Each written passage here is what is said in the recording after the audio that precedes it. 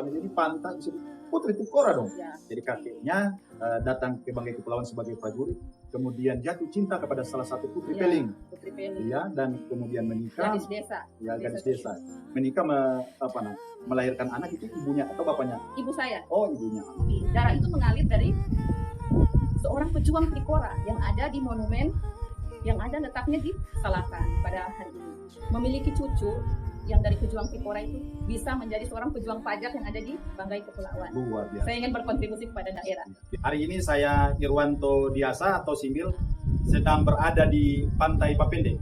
Dan topik podcast hari ini adalah kita membahas tentang bagaimana sektor pajak, terutama pajak kendaraan bermotor itu bisa memberikan kontribusi positif dalam membangun daerah. Hari ini saya tidak sendiri. Saya sedang didampingi oleh Kepala Samsat Kabupaten Banggai Kepulauan. Saat saya menemui beliau di saat sedang melakukan pelayanan belusuan di lapangan. Oke, kita sambut Ibu Kepala Samsat Kabupaten Banggai Kepulauan. Ya, terima kasih. Assalamualaikum warahmatullahi wabarakatuh. Salam Om Swastiastu, Namo Buddhaya, salam kebajikan, salam bangkit mola, montol utusan. Terima kasih, saya sendiri Kepala UPTD Pendapatan Wilayah 6 Banggai Kepulauan, Kepala Samsat. Saya juga ditemani untuk pertama kalinya, ini perdana bagi saya menginjakan kaki di tempat wisata daerah terbuka seperti ini di Pantai Papende yang ada di Kecamatan Bupo Selatan. Mungkin Ibu memperkenalkan diri. Oh, perkenalkan, nama saya Amelia Kusumawati yang hari-hari dipanggil Ibu Amelia. Kebetulan saya diberikan tanggung jawab oleh Gubernur Provinsi Sulawesi Tengah pada tanggal 30 April tahun 2004 untuk ditempatkan di wilayah ini. Kebetulan wilayah ini juga bukan asing bagi saya karena SD saya sudah menginjakan kaki di Banggai Kepulauan, terutama di Kecamatan Totikum, Sambiut, Desa Sambiut, karena nenek saya aslinya dari Desa Sambiut. Oh iya, sebentar. Saya potong dulu. Berkenaan dengan Hari Pahlawan yang baru saja kita rayakan beberapa hari yang lalu, saya sempat mendengar bahwa Ibu Amelia ini bukan cuma melihat peristiwa heroik itu sebagai sebuah momentum Hari Pahlawan, tapi Ibu Amelia ini rupanya ada hubungannya dengan kisah perjuangan bangsa Indonesia tentang kedaulatan Nusantara yang terjadi di Salakan. Coba ceritakan sedikit saya. Ya, terima kasih. Ini mungkin sejarah tentang Trikora, di mana pada tahun 62 saya pernah 61-62 bercerita kepada kakek saya, itu pertemuannya di Bandung karena kakek saya adalah seorang prajurit, bukan perwira tinggi tetapi prajurit Angkatan Udara penerjun payung untuk pembebasan Irian Barat yang ditugaskan kebetulan di Kabupaten Banggai Kepulauan di pulau, namanya dulu itu katanya Pulau Peling, di mana Trikora atas perintah Presiden terhadap Komandan Kostrat Bapak Soeharto, di mana kakek saya itu adalah seorang penerjun payung yang handal, sehingga pada waktu itu ditugaskan titiknya itu di daerah Pulau Peling. Konon ceritanya itu pusatnya itu di titiknya itu di Ambelang, di mana penerjun payung itu diturunkan dari pesawat Hercules. Aki saya itu bernama Abdullah Kuswara, kebetulan orang asli Jalaksana, Kabupaten Jalaksana, Kuningan, Jawa Barat. Dari turun untuk pertama kalinya mendapat tugas karena garis komando, karena TNI, prajurit biasa, tapi Angkatan Udara, di mana beliau ini juga, kakek saya ini penerjun payung handal, dan bertugas untuk membawa suatu misi kemanusiaan, di mana yang bersangkutan, beliau membawa obat-obatan untuk rakyat yang ada pada waktu kejadian Trikora itu. Selain misi kemanusiaan juga menolong rakyat juga dalam hal kemanusiaan, obat-obatan diberikan dan beberapa edukasi-edukasi lain yang diperintahkan oleh komandannya pada waktu itu. Sebentar Ibu. Waktu itu kakeknya Ibu Amel itu dia membawa misi kemanusiaan itu untuk masyarakat Bangkep atau maksudnya masyarakat Bangkep waktu itu ya? Iya. Itu atau di Irian Barat itu kan berkenaan dengan. Ya, pada waktu itu tugasnya di Pulau Peling, di Oke. kabupaten, tepatnya di Kabupaten Banggai Kepulauan, sehingga juga bertemu dengan nenek saya yang asli orang Desa Totikum, Desa Sambiut, Kecamatan Totikum. Jadi memang agak unik sih, makanya dari Banggai Kepulauan mengantarkan ibu saya lahirnya di Bandung. Jadi bagi saya itu Bandung dan Banggai Kepulauan itu rasanya itu kayak kehangatannya itu dari garis geografisnya itu kayak pegunungannya itu indah, tapi lebih indah Banggai Kepulauan. Sebentar Bu. kalau Bandung itu perbedaannya dengan Bangkok kurang lebih kan laut di Bandung itu lautnya biar sejengkal nggak ada. Iya, karena air tawar. Ya, lautnya memang saya cek di data geografis tidak ada. Kalau Bangkok justru punya laut luas sekali, pantainya itu 830 km. Saya pernah ke Bandung, saya cari-cari laut nggak lihat. Dan ada orang saya wawancarai di Bandung, ternyata ada orang dari lahir sampai meninggal nggak pernah lihat laut, hanya lewat lihat TV. Kalau di Bandung memang karena 4 tahun juga saya bersekolah sana, kalau di Bandung untuk air pantainya, untuk air yang asinnya tidak ada, air tawar banyak. Tetapi dari letak geografis pegunungannya, Bandung juga di kebun-kebun teh itu mencerminkan juga banyak kayak keindahan lingkungannya seperti di sini ini betul-betul lestarinya itu luar biasa. Berarti Ibu Amalia ini merupakan buah cinta dari peristiwa Trikora. Jadi kakeknya datang ke Banggai Kepulauan sebagai prajurit, kemudian jatuh cinta kepada salah satu putri Peling, ya, dan kemudian menikah. Gadis desa. Ya, gadis desa. Menikah melahirkan anak itu ibunya atau bapaknya? Ibu saya. Oh, ibunya. Ibu Amalia. Oh, gitu luar sangat. Jadi kalau ada festival Trikora, ada rumah sakit Trikora, ada perkantoran Trikora, berarti Ibu Amalia ini pantas disebut Putri Trikora dong. Ya, kalau Putri Trikora mungkin kita jangan mengaktualisasikan begitu, tetapi untuk pengakuan itu mungkin pada internal saja, mungkin tidak perlu untuk konsumsi umum. Kalau orang tahu, memang kami dari keluarga TNI pada waktu itu, pejuang Trikora kan ada yang pejuang itu, kami adalah pejuang. Walaupun darah kami tidak diakui, tetapi darah itu mengalir dari seorang pejuang Trikora yang ada di monumen yang ada letaknya di Salakan pada hari ini. Makanya saya melihat dengan adanya festival Trikora itu menggugah sebenarnya hati saya untuk mempersembahkan sebuah penampilan atau puisi, tetapi mungkin karena memang dari jadwalnya memang festival itu diperuntukkan banyak untuk sekolah-sekolah, jadi kita juga berterima kasih kepada pemerintah daerah karena sudah mengangkat kembali kearifan lokal yang memang sudah hampir dilupakan seperti itu. Tapi kalau Trikora kayaknya setiap tahun difestivalkan kemungkinan ya.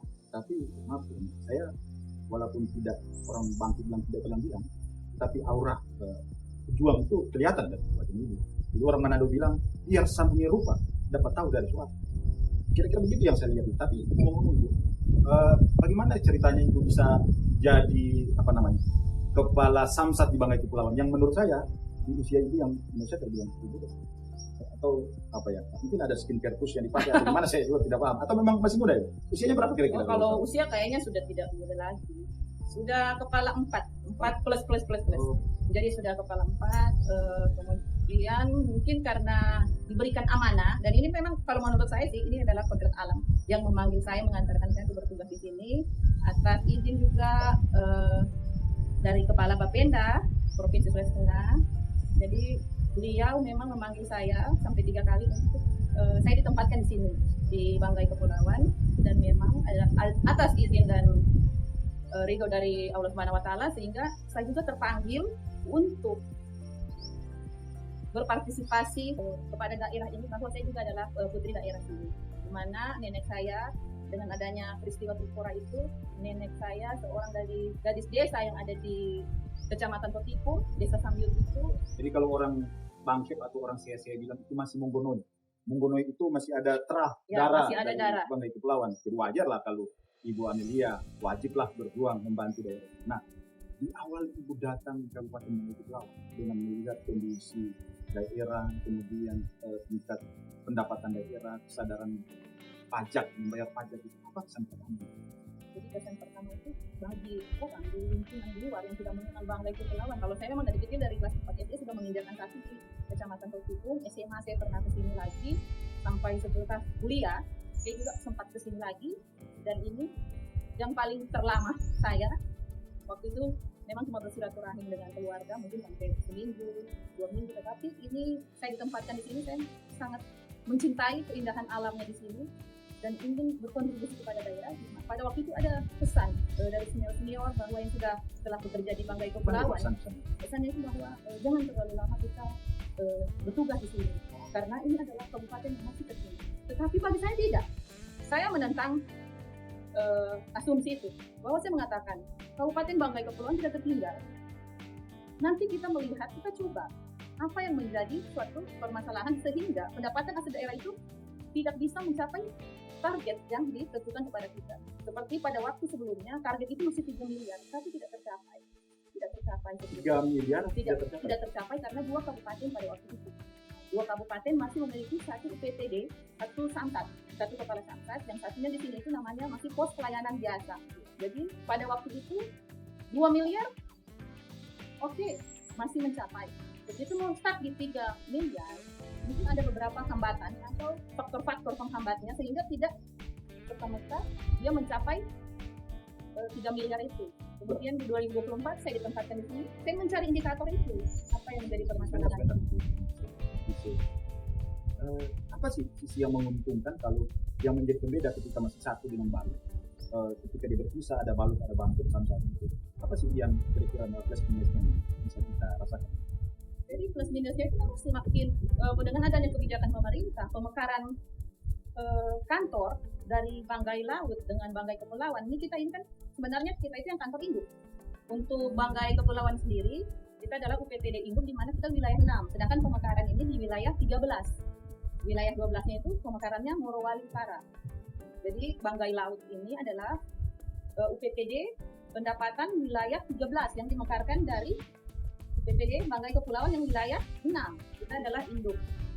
Jadi pada waktu pemekaran itu maka dilihatlah suatu indikator apa yang betul-betul yang tidak ternyata yang menghasilkan pendapatan asli daerah terutama di bagian pajak kendaraan bermotor dan pajak air permukaan di mana PDAM juga kami menagihkan juga. Ya, itu namanya pajak air permukaan. Jadi PDAM di sini juga kami menagihkan untuk pajaknya sendiri dan dengan melihatnya ada pemekaran ini menguntungkan 2 wilayah ini. PAD-nya tinggi juga di Balut sampai dengan bulan kemarin kami melihat 2 miliar dan kami sendiri sudah mencapai 4 miliar. Dari 2 kabupaten itu menjadi 6 miliar. Yang dulunya 3 miliar saja agak sulit. Bentar, untuk tahun ini sejak dimekarkan menjadi samsat Kabupaten Banggai, targetnya saya ingin tahu apa sih target? Ya. Target yang pertama waktu saya tugas di tahun 2024 itu targetnya dari 3 miliar naik 5 miliar. 3 miliar itu yang memberikan standar itu siapa? Dari provinsi. Dari provinsi. Dengan melihat jumlah penduduk dan jumlah kendaraan yang ada sehingga target itu distandarkan oleh kebijakannya dari gubernur. 5 miliar. Dari 3 miliar naik 5 miliar. Itu tahun 2024. Dan waktu itu tercapai. Alhamdulillah dengan kebijakan juga Pak Gubernur dengan penghapusan dana pajak itu sehingga kami tercapai untuk Banggai Kepulauan 5 miliar tercapai. Karena dia terstimulus dengan pengampunan pajak mungkin. Pengampunan pajak dan memang kami melayani masyarakat dari hati kami secara ikhlas dan tulus. Kami belusukan dari 12 kecamatan. Kami mengunjungi setiap desa dusun untuk memberi edukasi kepada masyarakat bahwa pentingnya pajak ini tidak lain kembali lagi kepada kemaslahatan masyarakat juga untuk kepentingan masyarakat terutama di infrastruktur jalan. Dan waktu itu ya kebijakan dusuan itu dan itu sempat kedengaran horor untuk masyarakat karena katanya biar kendaraan di rumah semua ditilang juga padahal ternyata tidak ya. Itu adalah pelayanan langsung ya dusuan untuk mendekatkan diri ke itu. Karena sekarang ini ibu lalu dengar pajak itu orang identik dengan polisi jadi semua agak tetapi ternyata kalau diadakan pendekatan hati-hati enggak. Iya, jadi begini. Jadi dengan regulasi peraturan presiden nomor 5 tahun 2015 di mana Samsat ini adalah sistem administrasi manunggal satu atap di mana terdapat 3 kesatuan. Jadi kepolisian di sini lalu lintas sendiri itu berlaku seluruh Indonesia. Yang kedua Badan Pendapatan Daerah Provinsi Sulawesi Tengah kami sendiri dari pemerintahnya. Terus Jasara Harja. Jasara Harja ini keterkaitan dengan sumbangan wajib dana kecelakaan.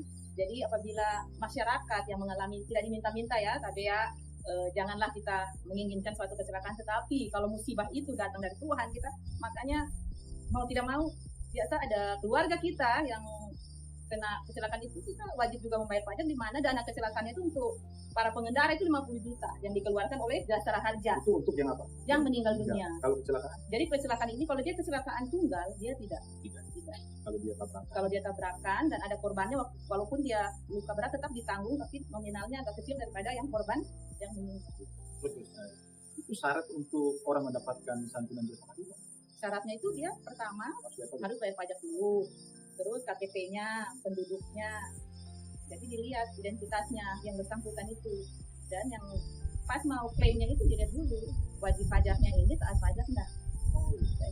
Ternyata penting sekali. Ya, memang penting sekali kita menghimbau, apalagi dengan adanya juga Undang-Undang Nomor 1 Tahun 2002 yang berlaku di 5 Januari tahun 2025, di mana dana perimbangan antara pusat dan daerah. Di situ juga ada MOU dari provinsi ke kabupaten, option namanya, option pajak, optimalisasi pajak, di mana pembagian hasilnya untuk PAD-nya dari provinsi sendiri 60% dan kabupaten langsung menerima secara tunai apabila masyarakat membayar pajak. Masyarakat juga sudah berkontribusi terhadap pendapatan asli daerah, langsung masuk 40%-nya itu ke kas daerah Kabupaten Banggai. Misalnya di tahun 2020 target itu dikasih berapa? Untuk target 2025 di awal itu kami dikasih masih 5 M. Ya. Tetapi ada lagi peraturan yang mengatur setelah itu kami ditantang untuk 10 miliar. 10 miliar. Itu misalnya kalau masyarakat Bangkit itu taat bayar pajak, semua bayar pajak, itu kira-kira menurut Ibu bisa tercapai nggak? Kalau masyarakatnya semua taat pajak, orang bijak taat pajak. Jadi kalau masyarakatnya memang taat pajak, mungkin kita bisa optimis. Kita bisa mencapai 10 miliar, tetapi sampai di tahun ini kita hampir mencapai 5 miliar.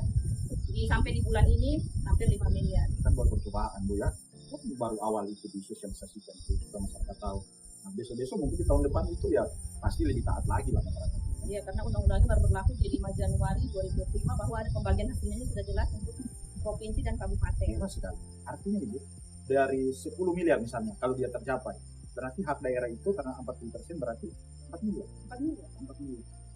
Kalau untuk sekarang, kalau untuk sekarang Kabupaten Banggai tadi ya, alhamdulillah kita kayak mengecek langsung waktu di optimalisasi di kantor, kami melihat bahwa Banggai Kepulauan, khususnya Banggai Kepulauan sendiri itu sudah masuk di 2 miliar, tetapi ada sangkaan dari Bapenda sendiri yang bagian kabit pajaknya, beliau mengatakan bahwa sudah mencapai 4 miliar karena kita melihat dari potensi kendaraan, karena kendaraan Bangkep dengan Balut itu lebih banyak Bangkep, jadi ada yang membayar pajak di kabupaten tetangga, Kabupaten Banggai Laut, tetapi terbaca di potensi milik, omsetnya itu milik dari, walaupun realisasinya masuk kan online kan? Iya, online, jadi terbacanya di potensi Banggai Kepulauan, jadi sudah mencapai 4 miliar. Jadi untuk target kabupaten, untuk Bapenda Kabupaten sendiri, mereka sudah tercapai dari hasil belusukan kami, pajak kendaraan bermotor dan PDAM itu juga sudah tercapai, yang kalau PDAM di sini pajak air permukaan kami ditantang 5 juta per tahun, tetapi sekarang kami sudah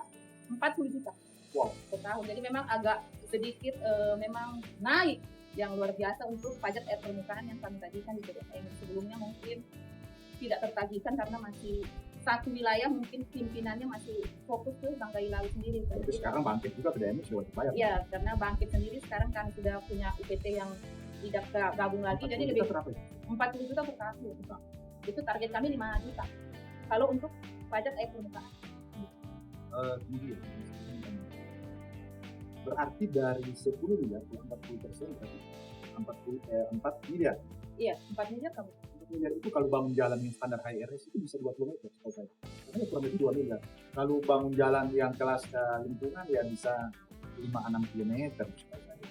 Ya luar biasa sih ya, kontribusi dari pajak kalau saya. Ya, tapi kita melihat juga kan ini karena dananya ini adalah pembagiannya, jadi melihat dari jalan-jalan, pembagian jalan, karena jalan itu ada jalan provinsi, jalan kabupaten, ya ada juga jalan desa yang dikelola oleh desa kecamatan atau desa masing-masing. Jadi kalau untuk peruntukan kabupaten, kewenangan besar dari pemerintah daerahnya, kabupatennya, bahwa jalan-jalan yang menjadi ukuran itu batasnya di mana saja, dan kalau provinsi jelas juga batasnya, karena kemarin juga saya sempat bertemu dengan seseorang yang mungkin tokoh masyarakatnya, katanya untuk jalan provinsi dan semuanya jalan itu adalah jalan provinsi, tetapi kayak dari yang ukurannya ada, jadi dari OPD terkait seperti PU.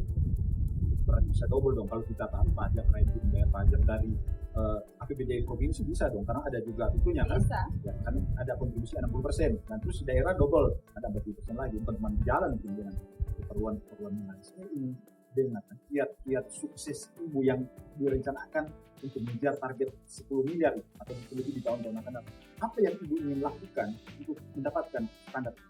Jadi kalau dibilang sukses, tidak juga, kami baru merintis kembali dari awal bagaimana kita itu ingin suatu daerah itu kita berkembang, harus tinggi dulu pendapatan asli daerahnya. Kalau kita mau ingin memiliki sesuatu, umpamanya masyarakat ya biasa, mungkin kita belum sejahtera, bagaimana kita mau bayar pajak kalau kita belum sejahtera. Jadi untuk pajak sendiri adalah suatu kewajiban warga negara, di mana hasilnya pun akan kembali kepada masyarakat juga dari infrastruktur, mungkin dari pariwisatanya, atau tapi itu kan ada pembagiannya, retribusi pajaknya, ada juga kan pajak PBB-nya itu kan itu milik Pemda kabupaten. Kalau kami provinsi ada beberapa pajak juga, tetapi itu bisa untuk difasilitasi umpamanya obat-obatan atau rumah sakit yang untuk kepentingan masyarakat umum, untuk publik seperti itu. Jadi ada memang kategori-kategorinya yang pembagian hasil pajak itu. Cuma kalau untuk pajak kendaraan sendiri dia lebih ke infrastruktur jalan seperti itu. Jadi kiatnya itu kami dari 12 kecamatan itu kami melihat titik-titik mana yang harus kami kejar duluan. Jadi kami memang tim kami ini kantor memang betul-betul saya press untuk setiap kecamatan terluar dulu. Karena kenapa? Katanya masyarakat itu penghasilannya cuma berkebun, tapi jangan menganggap penghasilan masyarakat yang di bawah yang tidak terhitung itu, berkebun itu bukan pekerjaan yang tidak mulia, tetapi itu yang bisa menghasilkan dari sumber daya alam yang ada. Mereka menggali bahwa kita bangga sebagai masyarakat orang Banggai Kepulauan. Mengapa saya bilang itu? Semua hasil alam kita, hasil bumi kita bisa dirasakan oleh Indonesia di bagian manapun berada. Kata, ya petani itu kan pahlawan juga. Iya, pahlawan juga. Kan? Iya, semuanya petani yang berkebun, semua hasil alam kita itu dirasakan oleh masyarakat yang ada di luar, di Jawa, kayak hasil kelapa. Kan kalau dikirimnya juga keluar. Begitu juga arang kita keluar juga. Di mana lagi ikan-ikan kita yang ada di Banggai Kepulauan ini, makanya dibilang di bawah standar ekonomi. Kalau saya sih tidak, karena sebenarnya untuk Kabupaten Banggai Kepulauan ini kita memiliki potensi sumber daya alam yang kaya raya. Mengapa saya bilang seperti itu? Karena memang dengan kita melihat letak strategisnya dan juga melihat lingkungannya yang masih asri, yang hutannya ini masih terpelihara sampai sekarang. Memang masyarakatnya di sini ini memang mereka ini budaya lokalnya itu mereka pertahankan. Jadi saya kurang lebih menyimpulkan beberapa tentang pentingnya membayar pajak. Satu, kita bisa berkontribusi buat pendapatan daerah. Yang kedua, kalau kita kecelakaan kan bisa. Iya. Ya, jadi seperti itu yang saya. Jadi penting sekali. Satu kali mendayung, 2 pulau terlambat. Mungkin Ibu sudah panjang lebar kita membahas tentang pajak. Mungkin saya ingin Ibu memberikan closing statement kepada masyarakat, semua masyarakat di Kabupaten Banggai Kepulauan yang memiliki kendaraan, baik itu kendaraan pribadi maupun kendaraan proyek, ekskavator, bomak, doser dan lain-lain. Kira-kira Ibu bisa memberikan pesan kepada mereka. Ya, terima kasih. Saya ucapkan kepada seluruh masyarakat Kabupaten Banggai Kepulauan, mohon pesan orang bijak taat pajak. Di mana masyarakat itu wajib membayar pajak kendaraan bermotor baik roda 2 dan roda 4, karena sekarang dengan aturan sekarang option pajak itu kita sudah berkontribusi terhadap daerah kita. Selain pajak kendaraan bermotor roda 2 dan roda 4 juga ada alat berat yang harus wajib dibayar oleh para pengusaha yang ada di Banggai Kepulauan. Tidak lain, kita ingin mengembangkan daerah kita. Jadi bukan pajak itu sebenarnya tidak dipaksa, tetapi adalah suatu kewajiban kita sebagai warga negara yang baik, di mana hasilnya juga akan kembali ke masyarakat di berbagai bidang dan khususnya di infrastruktur jalan. Juga berterima kasih kepada pemerintah kecamatan dan pemerintah desa karena merupakan ujung tombak kami dalam hal penagihan pajak, di mana kami juga bekerja sama dengan pemerintah kecamatan dan desa yang ada di kabupaten ini. Terima kasih Ibu sudah datang berkunjung di podcast ini, dan saya berterima kasih karena ini Ibu tamu pertama yang dari Bekasi. Terima kasih Ibu Putri Putra Wijaya. Oke, demikian diskusi kita pada hari ini. Masyarakat yang baik taat bayar pajak. Orang bijak taat pajak. Oh iya, terima kasih.